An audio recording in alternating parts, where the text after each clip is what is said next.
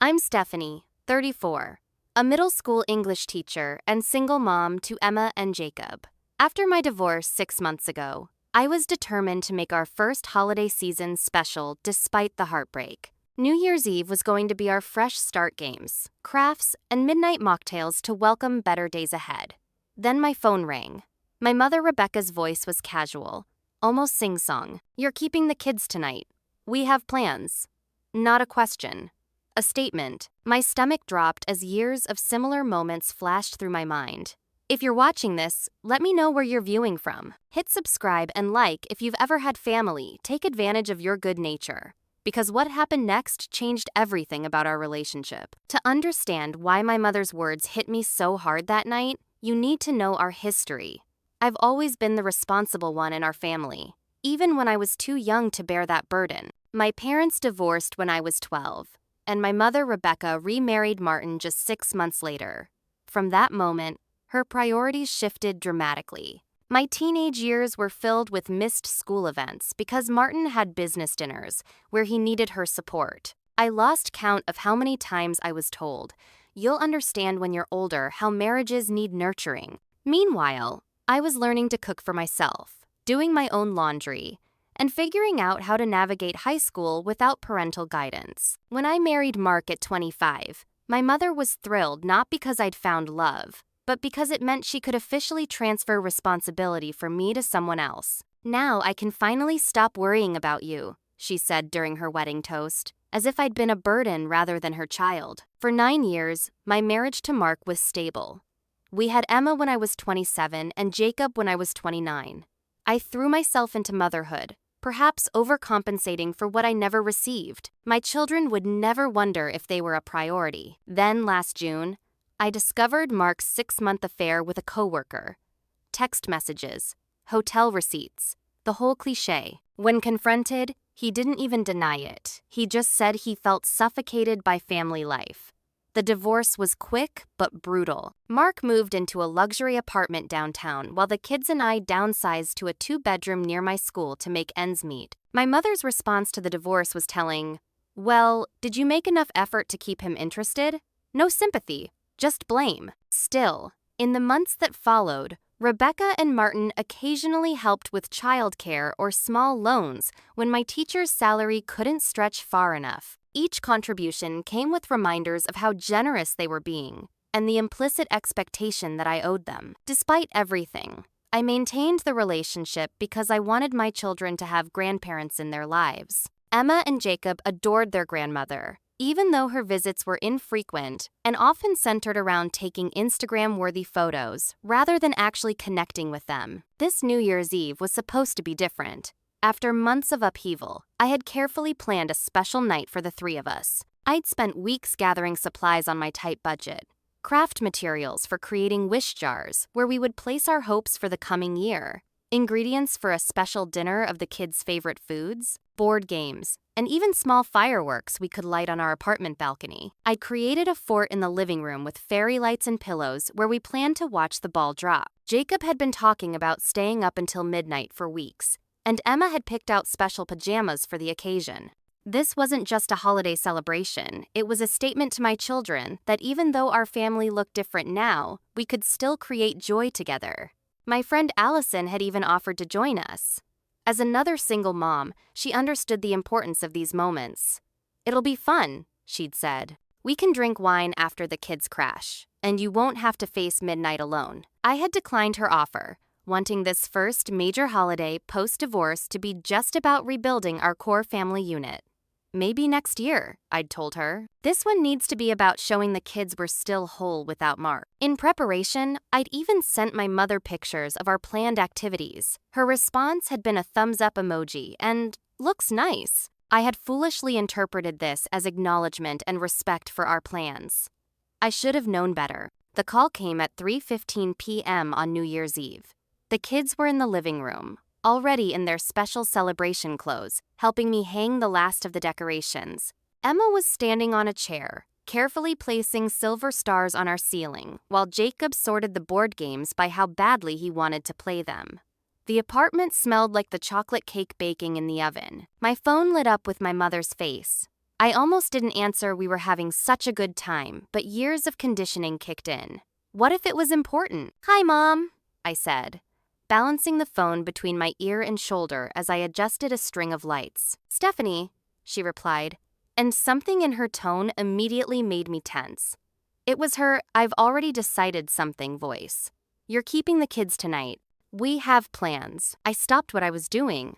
What kids? What plans? Janet and Robert got invited to the Hendersons' party last minute, and they asked if we wanted to come. It's at that new hotel downtown, very exclusive. Martin says Robert could be really helpful with his business contact. Janet was my mother's best friend, whose children I had met precisely twice at obligatory family gatherings. Mom, I don't understand. What does this have to do with me? A sigh of exasperation came through the phone. Janet's babysitter canceled. They need someone to watch their kids. Since you're already having a little party with Emma and Jacob, we thought you could just include Janet's 3. We'll drop them off at 6. My brain struggled to process this. But Mom, we already have plans. I've been organizing this for weeks.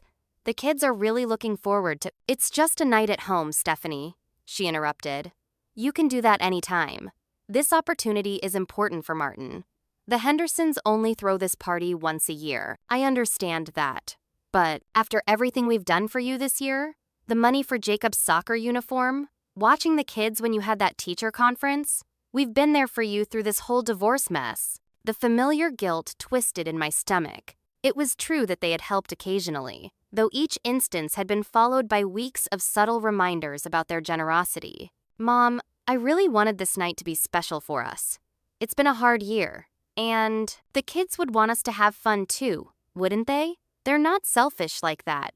You're teaching them to share, aren't you? I looked over at Emma and Jacob, their excited faces as they prepared for our celebration.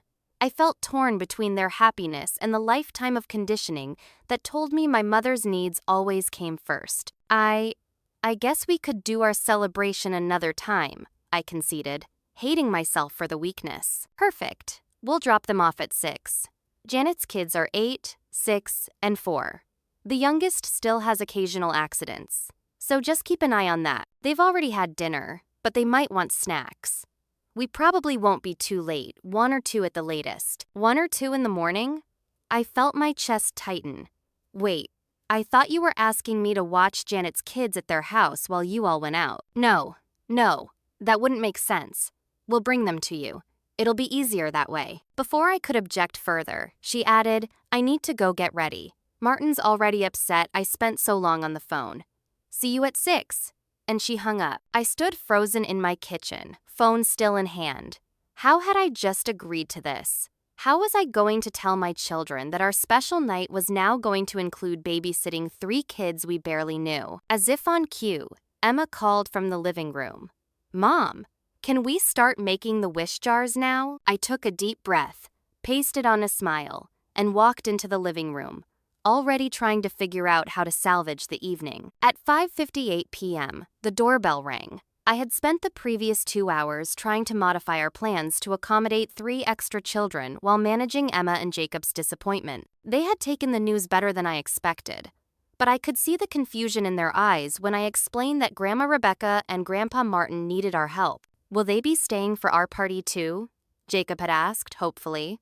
No, honey, I had explained. They have a grown-up party to go to, but they're bringing some friends for you to play with. I opened the door to find my mother resplendent in a sequined black dress that I'd never seen before, her hair freshly done in an elaborate updo that certainly hadn't been cheap. Martin stood beside her in a tuxedo, checking his watch. Behind them, partially hidden in the hallway, stood 3 children and a woman I recognized as Janet. Right on time, my mother announced, brushing past me into the apartment without waiting for an invitation. Martin followed, nodding curtly in my direction. Grandma! Emma ran forward for a hug, but my mother sidestepped her, careful not to wrinkle her dress. Careful, sweetie. Grandma's all dressed up, she said, patting Emma's head like she was a pet.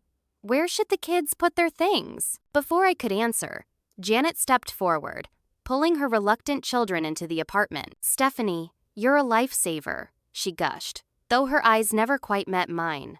I've told them to be on their best behavior. This is Mason, Lily, and Tyler. She pointed to each child in descending height. None of them smiled or greeted me.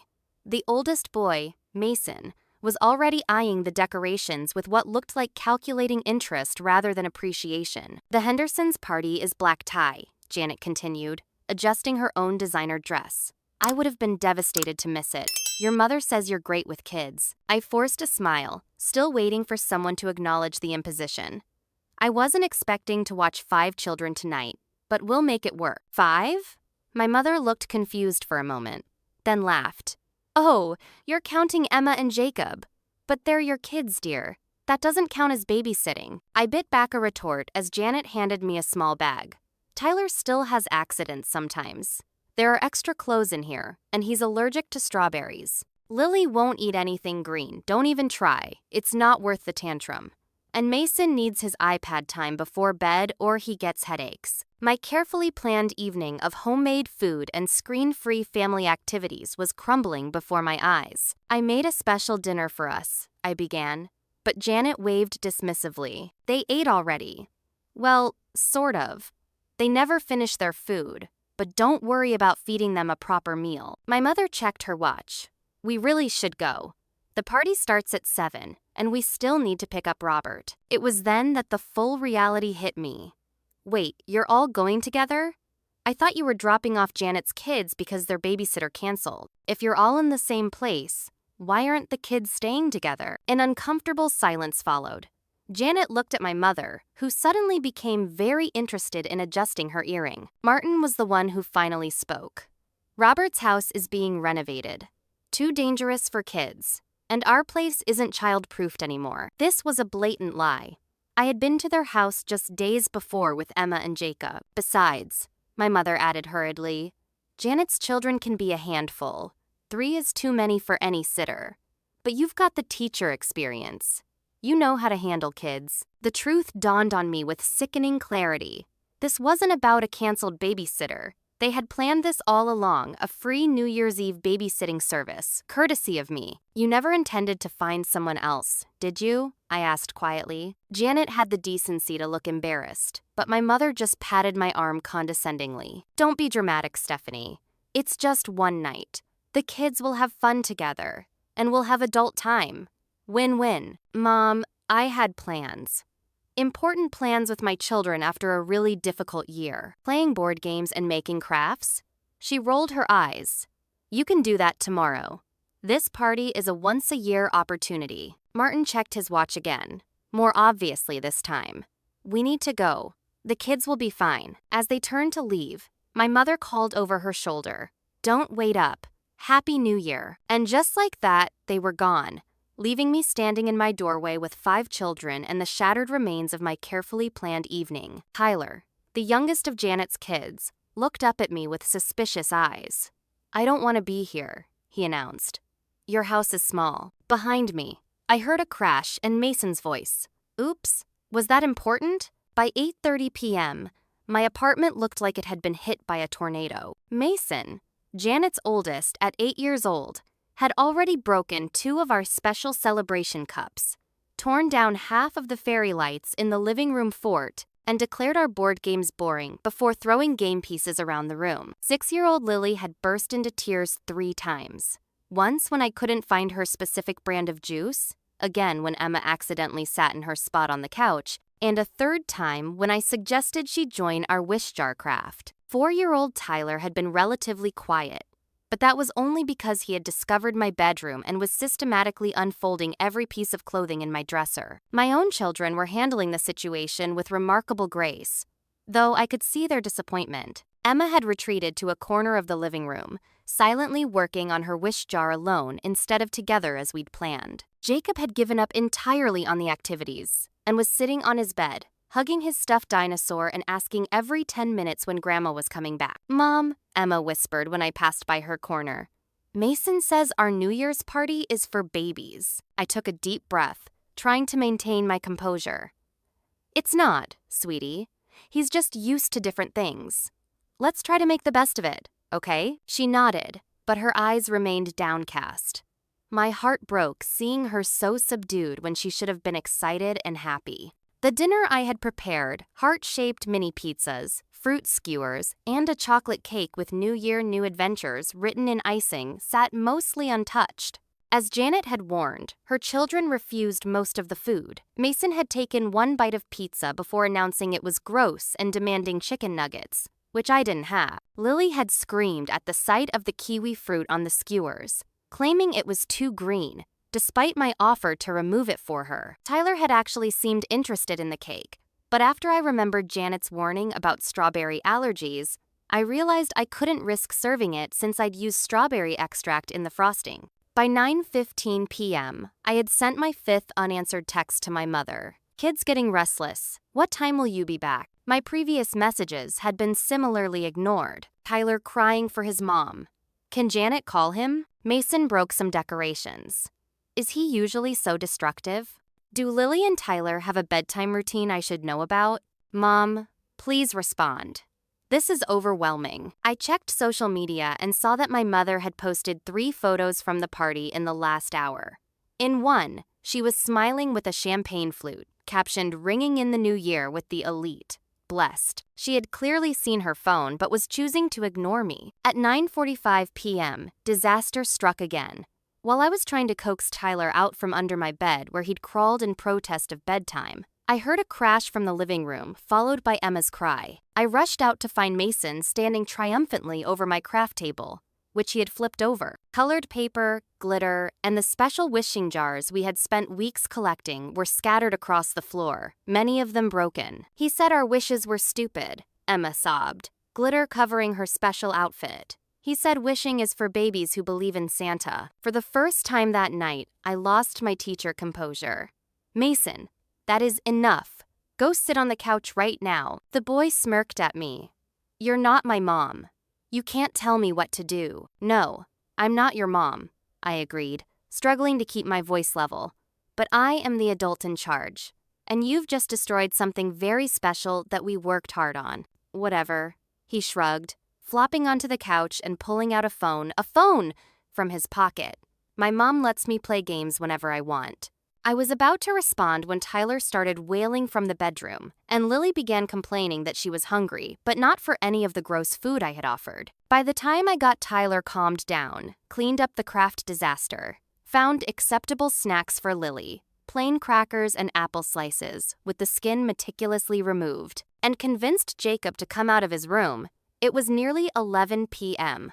My planned evening of creating special memories had devolved into mere survival. I checked my phone again, no response from my mother, but another Instagram post showing her and Martin clinking glasses with Janet and Robert, captioned, "Midnight approaching. The real celebration begins now." New Year's Eve, no kids. The caption stung more than it should have. No kids. As if that was something to celebrate, I gathered the children in front of the TV, having given up on most of my planned activities. "Let's watch the countdown show," I suggested, trying to inject enthusiasm into my voice. "Only one more hour until the new year." "But I'm tired," Jacob whined, rubbing his eyes.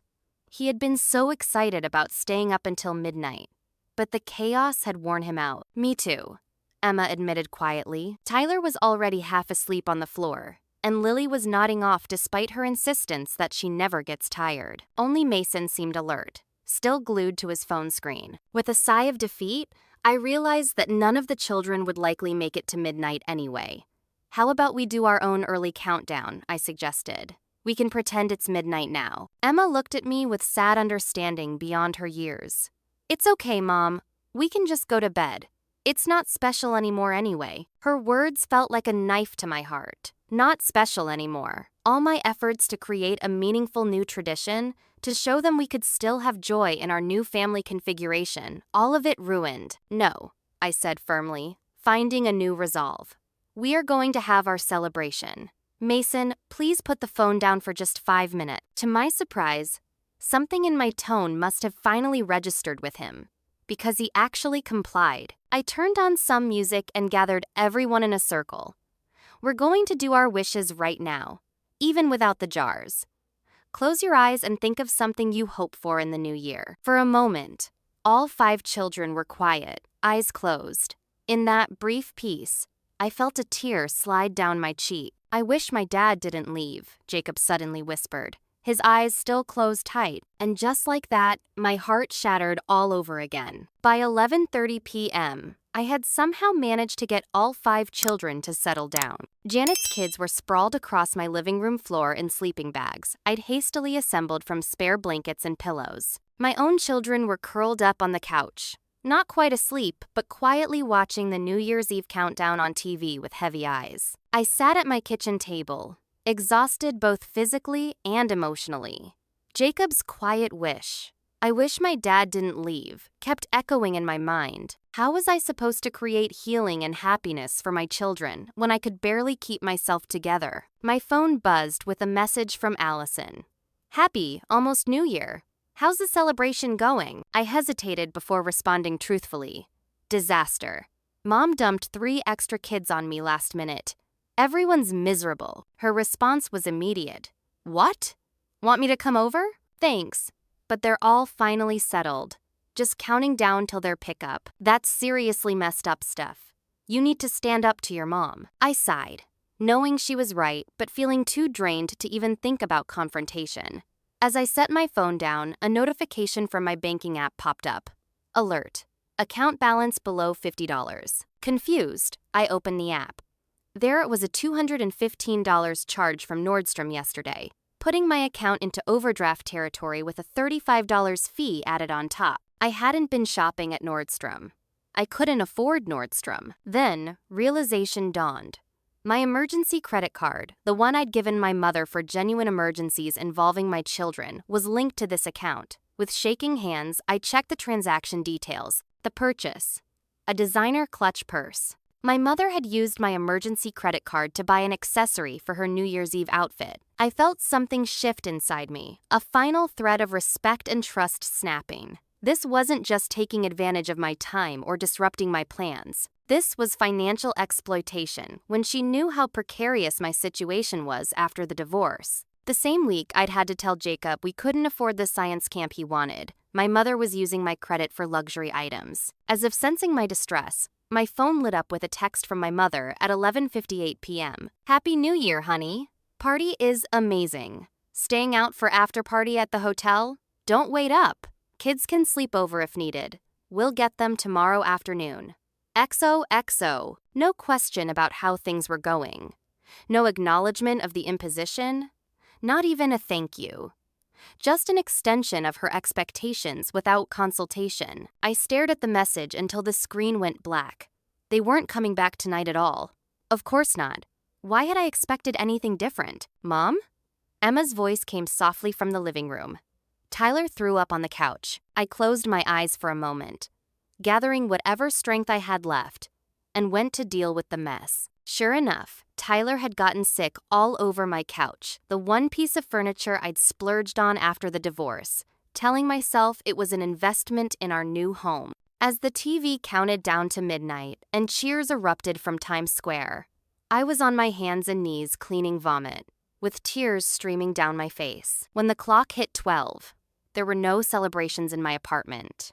No toasts, no kisses, no exclamations of Happy New Year. Just the quiet sounds of sleeping children and my own muffled sobs as I scrubbed at the stain that I knew would never fully come out, much like the stain this night had left on my heart. With all the children finally asleep and the apartment as clean as it was going to get, I sat alone in my kitchen at 1:30 a.m., a cup of cold tea in front of me, and allowed myself to really feel the weight of what had happened. This pattern with my mother wasn't new. I could trace it back through my entire life. My 16th birthday party canceled because Martin had surprise tickets to a show he wanted to see. My college graduation dinner, where my mother spent the entire time talking about her own accomplishments. The day I went into labor with Emma when she was too busy to come to the hospital until after my daughter had already been born. Tonight was just the most recent and perhaps most painful example of her prioritizing her own desires over my needs or my children's well-being. And I had allowed it. Time and again, I had swallowed my hurt, made excuses for her behavior, and continued to hope that someday she would see me, truly see me, and show me the love and respect I desperately craved. I pulled out my phone and scrolled through the photos I'd taken earlier in the day, Emma and Jacob smiling as they helped with decorations, the special food I'd prepared, the wish jars we'd so carefully collected and decorated. All of it representing my hope for a fresh start, for healing, for creating a strong family unit despite our losses. And then I scrolled to the most recent photos posted on my mother's social media. Rebecca and Martin grinning with champagne flutes, mingling with wealthy strangers, hashtags about best night ever and child-free celebrations. Something crystallized in me then, a clarity I'd never had before. This wasn't love. This wasn't even basic respect. This was exploitation, pure and simple, and I had been accepting it my entire life because I didn't believe I deserved better. But my children deserved better. They deserved a mother who stood up for herself, who showed them what healthy boundaries looked like, who demonstrated self-respect. How could I teach Emma to never accept mistreatment if I continued to allow it myself? How could I teach Jacob about healthy relationships if I modeled constant capitulation? I took a deep breath and made myself a promise. This was the last time. The last time I would be manipulated. The last time I would be taken advantage of. The last time I would put my mother's wants above my children's needs. As I finally went to bed at 2 a.m., I felt both utterly drained and strangely empowered. Something had fundamentally changed. The new year had indeed brought a new beginning, just not the one I had planned. The sound of keys jingling and muffled laughter woke me from a fitful sleep. I glanced at my bedside clock.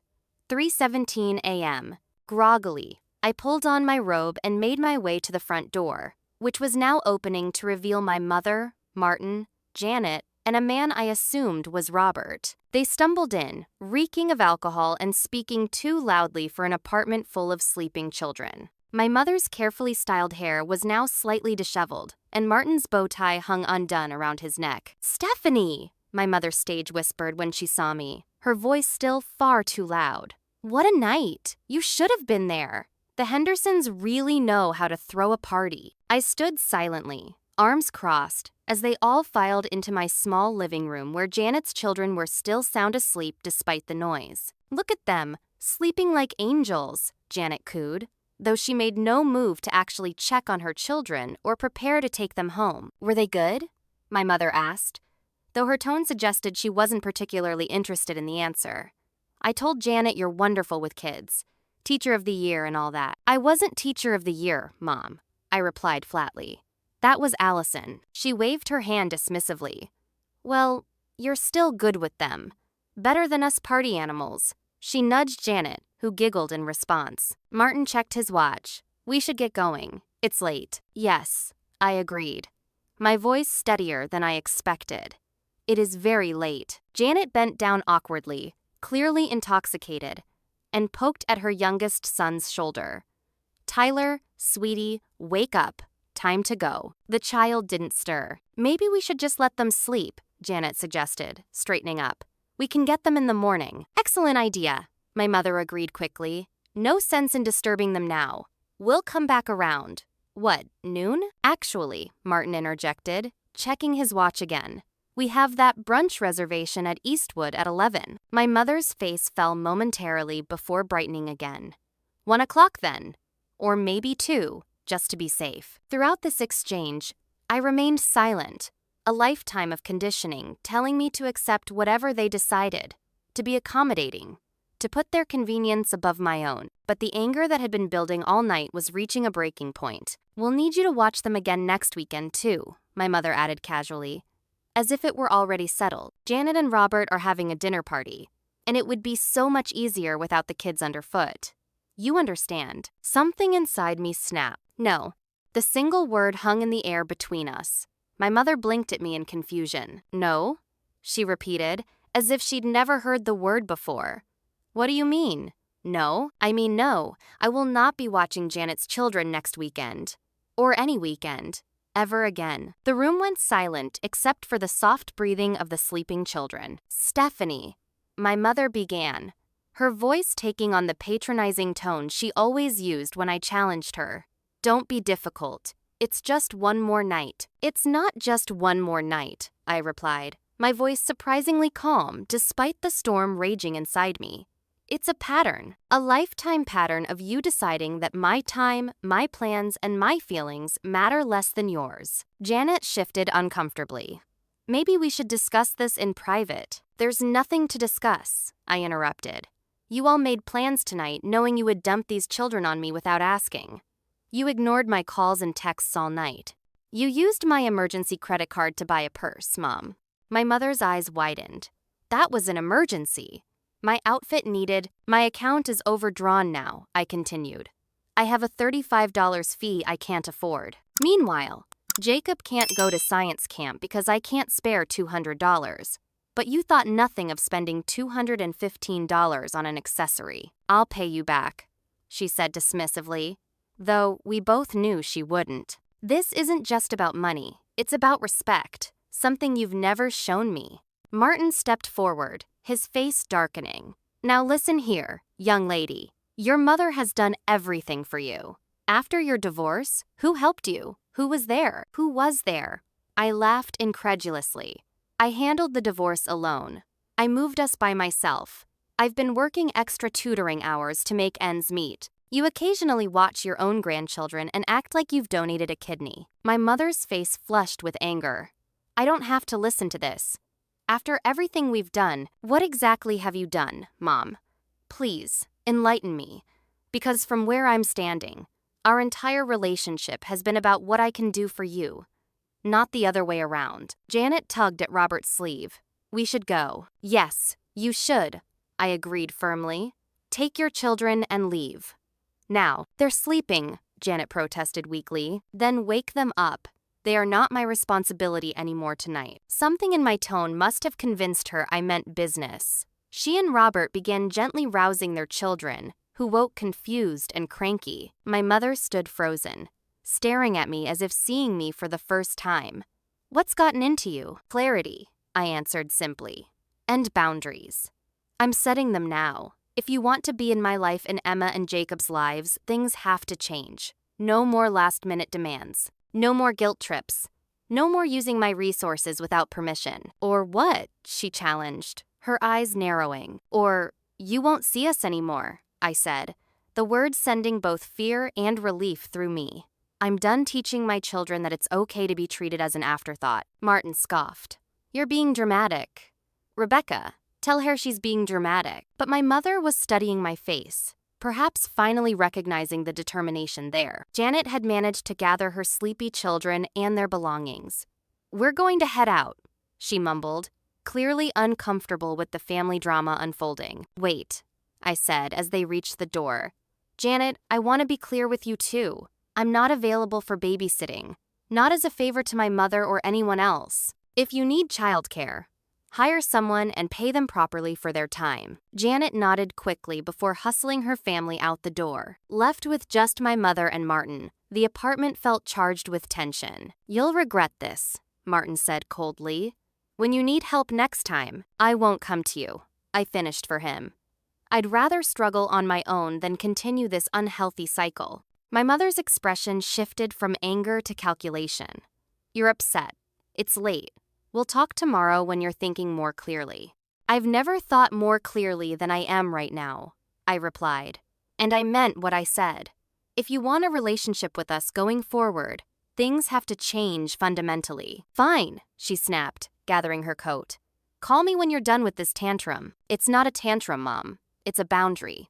The first of many. They left without another word, the door closing with a finality that echoed through my quiet apartment. I stood alone in my living room, shaking slightly but feeling stronger than I had in years. I checked on Emma and Jacob, both still asleep and blissfully unaware of the confrontation that had just taken place. Looking at their peaceful faces, I knew with absolute certainty that I had done the right thing, not just for me, but for them. For the first time in my life, I had spoken my truth and stood my ground. It was terrifying. It was liberating. And it was just the beginning. The morning of January first dawned bright and clear, a stark contrast to the emotional storm of the previous night. Emma and Jacob woke up excited, temporarily forgetting the disappointments of New Year's Eve in the way that only children can. Is it really a new year, Mom? Jacob asked, his eyes wide with wonder. "It really is, buddy," I replied, pouring him a bowl of cereal. "Does that mean everything is different now?" Emma asked. I looked at her thoughtful face and smiled. "Some things are different. The most important things are still the same, like how much I love you both." After breakfast, we tackled the aftermath of the previous night together. We cleaned up the remaining mess from our disrupted celebration and salvaged what we could of our wish jars. As we worked, I gently explained to the children what had happened with Grandma Rebecca. "I had to make some hard decisions last night," I told them, choosing my words carefully. "Sometimes, even when we love people, we need to ask them to treat us with respect. Like when Miss Turner says we need to use our kind words and gentle hands," Jacob offered, referencing his kindergarten teacher's favorite saying. "Exactly like that," I agreed. "Grandma and I need to figure some things out, so we might not see her for a little while." Emma nodded solemnly. "She wasn't very nice yesterday. She didn't even hug me." My heart ached at her observation. Children noticed so much more than adults gave them credit for. "Everyone deserves hugs," I said, pulling them both into my arms. "And everyone deserves to be treated kindly." The first week of January passed in silence from my mother. No calls, no texts, not even her usual social media comments on photos I posted of the kids. I wasn't surprised, but I still felt the weight of her absence, not because I missed the drama, but because I was waiting for the other shoe to drop. It came in the form of flying monkeys. First, my Aunt Susan called. "Rebecca is just devastated," she informed me. "I don't know what got into you, Stephanie, but you need to apologize. She's your mother." I took a deep breath before responding. "I appreciate your concern, Susan, but this is between my mother and me. I've set boundaries that I feel are necessary." "Boundaries," she scoffed. "In my day, we respected our parents without all these modern psychology terms." Next came calls from my mother's friends, distant relatives, even Martin's business associate who had apparently heard about the unfortunate misunderstanding. Each time, I politely but firmly repeated the same message. I was open to reconciliation, but only with clear boundaries in place. By the third week of January, I was emotionally exhausted from defending my position.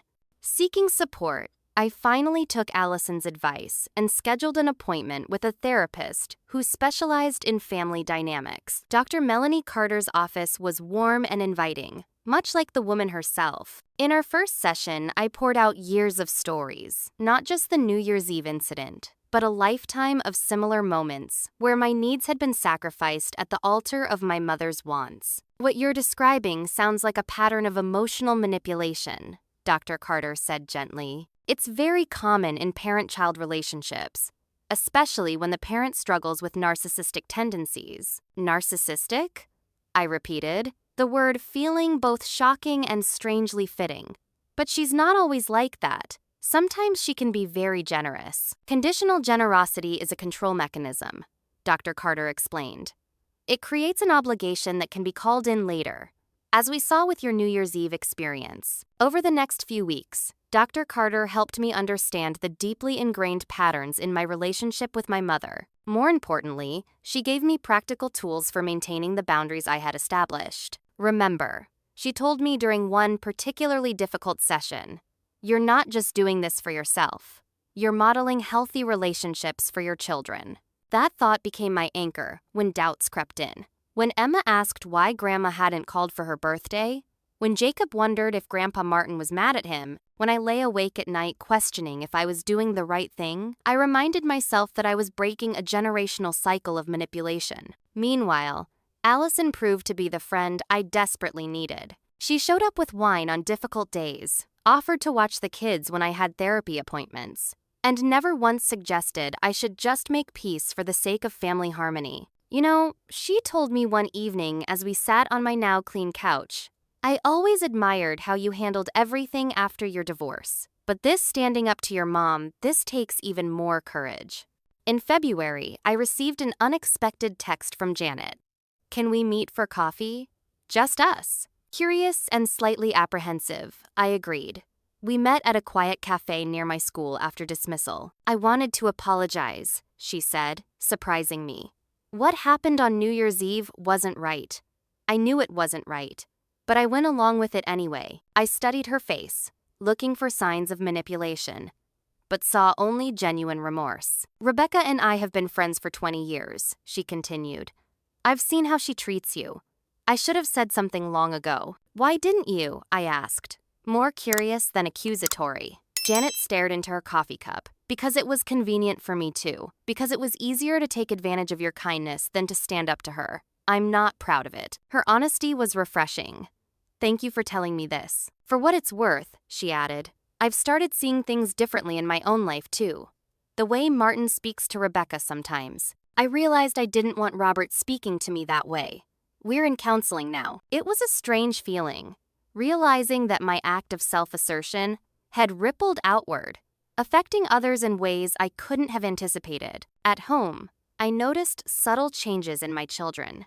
Emma became more vocal about her feelings, no longer afraid to tell me when something upset her. Jacob, who had always been timid in groups, began standing up for himself on the playground. They were learning from my example, just as Dr. Carter had suggested they would. Financially, cutting ties with my mother meant losing the occasional help she provided, but it also meant freedom from the strings attached to that help. I took on a few more tutoring clients and set up a strict budget. Without the emotional drain of managing my mother's demands, I found I had more energy for creative solutions to our financial challenges. By March, I had created a small but reliable support network that didn't include my mother. Fellow teachers offered childcare exchanges. A neighbor's teenage daughter became our regular babysitter, properly paid for her time. Allison and I coordinated meal prep on Sundays, cooking in bulk to save money and time. The wound of my mother's absence was still there, but it was no longer the gaping hole it once had been.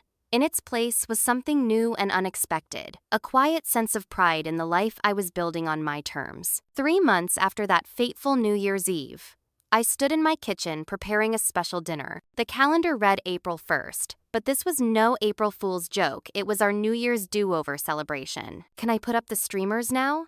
Emma called from the living room, where she was standing on a chair safely this time, with Jacob holding it steady. Go for it, I replied, sliding a tray of homemade pizza bites into the oven. The apartment looked festive but different from our original New Year's plans. We had new decorations, new activities planned, and a new understanding of what celebrating together really meant. The doorbell rang at precisely 6 p.m. Jacob ran to answer it, knowing exactly who would be there. Allison! He cheered, hugging her around the waist as she entered, carrying a beautifully decorated cake. Happy New Year's do-over, she announced, setting the cake on the counter. Her daughter Lily, a year older than Emma, followed with a bag full of party poppers. Mom, let me pick them out, she explained proudly to Emma, who immediately wanted to see. As the children chattered excitedly, Allison turned to me. How are you holding up? Any word from Rebecca? I nodded. She texted yesterday. Wants to clear the air. And, Allison raised an eyebrow, and I told her I'm open to talking, but only with clear conditions. No last-minute demands, no financial exploitation, no undermining my parenting decisions. I shrugged. Balls in her court now. The truth was, 2 days earlier I had received a text from my mother that simply read, "Can we talk?" No apology, no acknowledgement of what had happened. Just an expectation that I would jump at the opportunity to reconcile. After consulting with Dr. Carter, I had composed a careful response. I'm open to rebuilding our relationship, but it needs to be different than before. I need acknowledgement of past boundary violations and commitment to respect my boundaries going forward. If you're ready for that conversation, I am too. Her reply had been telling. I think you're blowing things out of proportion, but I miss the kids. We could start with Sunday dinner at our house? No mention of missing me. No acknowledgement of any wrongdoing. Just a strategy to regain access to her grandchildren without addressing the core issues. I had responded, I'm not comfortable with that yet. When you're ready to have an honest conversation about our relationship, let me know. In the meantime, I'm focusing on creating a healthy environment for Emma and Jacob. She hadn't replied. Honestly, I told Allison as we prepared our celebration feast, I don't know if she's capable of the kind of relationship I need. But I'm at peace with that possibility now. And I was. The past 3 months had been transformative. Without the constant drain of my mother's emotional manipulation, I had flourished in ways I hadn't expected. My teaching had improved as I brought more energy and creativity to the classroom. My relationships with Emma and Jacob had deepened as I modeled healthy boundaries and self-respect. I had even started dating again cautiously, and with a much clearer sense of what I would and wouldn't accept in a relationship. Most importantly, I had learned to parent myself in the ways my mother never had. I validated my own feelings, respected my own needs, and celebrated my own strengths instead of constantly seeking external approval. To new beginnings, Allison said, raising her wine glass in a toast. To boundaries? I replied with a smile, clinking my glass against hers. Our New Year's do-over celebration was everything I had hoped our original New Year's Eve would be and more. We ate our special food, played games, and made new wish jars for the coming months. At our made-up midnight, actually 9 p.m., we counted down and cheered, popping party poppers and dancing to music in our pajamas. As I tucked the children into bed later that night, Jacob asked sleepily, "Mom, is Grandma ever coming back?" I stroked his hair gently. "I don't know, buddy. I hope someday she can be in our lives in a healthy way. But whether she does or doesn't, we're gonna be okay." "We're already okay," Emma mumbled from her bed. "We have each other." Looking at their peaceful faces, I felt a surge of gratitude for the painful but necessary journey of the past 3 months. That terrible New Year's Eve had been the catalyst for change I'd needed for years. Sometimes, the most loving thing we can do for ourselves and for others is to say no to mistreatment and yes to our own worth. As I settled onto my couch that night, I reflected on how a single moment of standing up for myself had changed everything. The path hadn't been easy, but it had been right. If you've ever struggled with setting boundaries with family members, remember that it's never too late to start. Have you ever had to make tough decisions about relationships that weren't serving you? Drop a comment below and share your experience. I'd love to know I'm not alone in this journey. And if this story resonated with you, please subscribe and hit that like button. Your support means everything as I continue sharing these difficult but important life lessons. Thank you for being here. And remember, you deserve respect, love, and healthy relationships. Happy New Year whenever you choose to celebrate it.